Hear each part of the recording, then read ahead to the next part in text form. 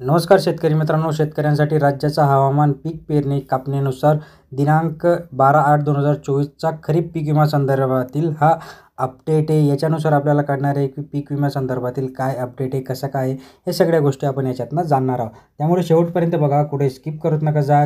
चॅनलवर नवीन असाल तर लाईक करा, शेअर करा, सबस्क्राईब करायला मोडूच विसरू नका। सगळ्यात महत्त्वाचं म्हणजे लाईक करायला विसरू नकाच जा मित्रांनो। बघा, खरीप 2024-25ची सध्याची परिस्थिती काय आहे तर राज्यात खरीप पिकांचे सरासरी क्षेत्र ऊस वगळून 142 लाख हेक्टर असून 12 ऑगस्ट 2024 अखेर 141.95 लाख हेक्टरावर क्षेत्रावर पेरणी झाली आहे। बघा, म्हणजे 141 लाख हेक्टरवर पेरणी झाली।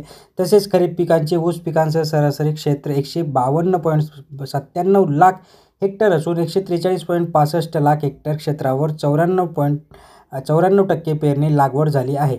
मागील वर्षी 14/8/2023 रोजी संपणाऱ्या सप्ताहाअखेर राज्यातील ऊस पिकांसह 138 म्हणजे मागच्या वर्षापेक्षा या वर्षी जास्त झालेली आहे। त्याची काही नैसर्गिक आपत्ती त्यांनी सांगितली की 6 ऑगस्ट 2024 पर्यंत, बघा 6 ऑगस्ट 2024 पर्यंत प्राथमिक नजर अंदाज अहवालानुसार जुलै 2024 मधील पावसामुळे शेती व फळपिकांचे नुकसान झाले आहे।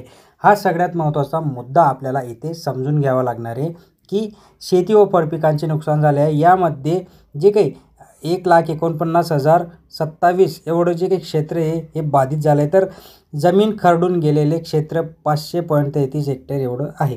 तर कीड रोगसुद्धा याच्यातनं दिलेला त्यांनी आहे। राज्यात काही ठिकाणी सोयाबीन पिकावर तंबाखूवरील पाणी खाणारी अळी, उंट अळी, खोडमाशीसारखा चक्रभुंगा, कापूस पिकांवर मावा, ही जे काही गोष्टी आहेत यांच्यावर नुकसान झालं आहे आणि याचा देखील ते याच्यातनं निवाळा करणार आहेत। कोकण विभागामध्ये काय सांगितलं त्यांनी की हवामान कालावधी बहुतांश ठिकाणी आकाश ढगाळ होते। बघा, पीक पेरणी त्यांनी सांगितले की 3.46 लाख हेक्टर एवढी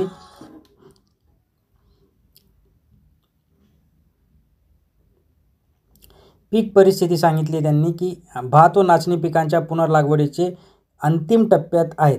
पुनर्लागवड झालेले भात व नाचणी रोपे हे सगळे आता कीड व रोग निरंकुश त्यांनी दिलेले आहे। म्हणजे कोकण विभागामध्ये कीड व रोग जे काही ते नाही सांगितलं त्यांनी।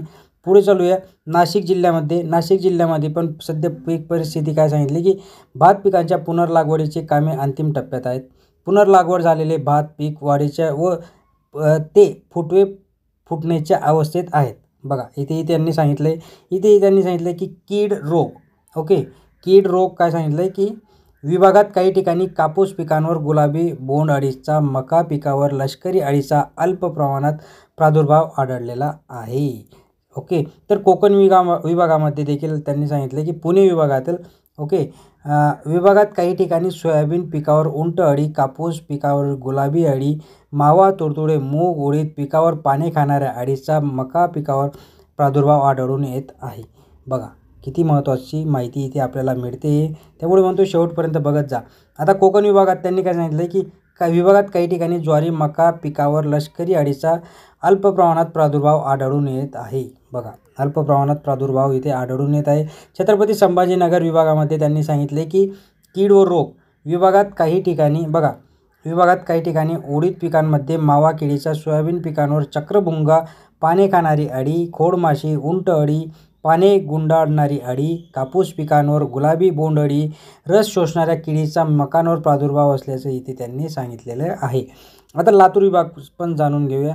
लातूर विभागामध्ये किडीचा जो काही प्रादुर्भाव आहे हे आपण का जाणून घेतो मित्रांनो, कारण की हे जर तुमच्या विभागामध्ये असेल तर तुम्हाला पीक विम्याचे पैसे नक्कीच मिळू शकणार आहे। म्हणूनच आपण थोडंसं डिटेलमध्ये जाणून घेतोय। इथेही त्यांनी सांगितलं आहे। नंतर मित्रांनो अमरावती विभागामध्ये देखील त्यांनी किडी संदर्भातील अपडेट दिलेला आहे की विभागात काही ठिकाणी सोयाबीन पिकांवर चक्रभुंगा, खोडमाशी, तंबाखूवरील पाने खाणारी अळी, उंट अळी या सगळ्या अळींचा इथेही देखील प्रादुर्भाव आपल्याला आढळून येत असताना दिसते।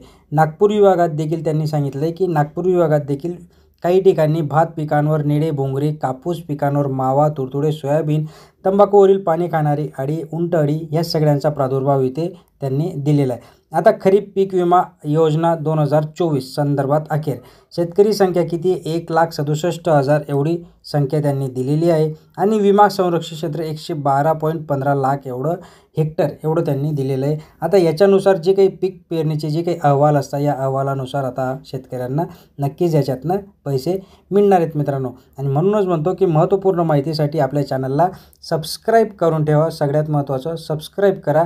लाईक करायला मुळीच विसरत नका जा. लाईक करा, शेअर करत जा जास्तीत जास्त लोकांपर्यंत आणि शेजारील घंटीचं बटन देखील ऑन करा. धन्यवाद.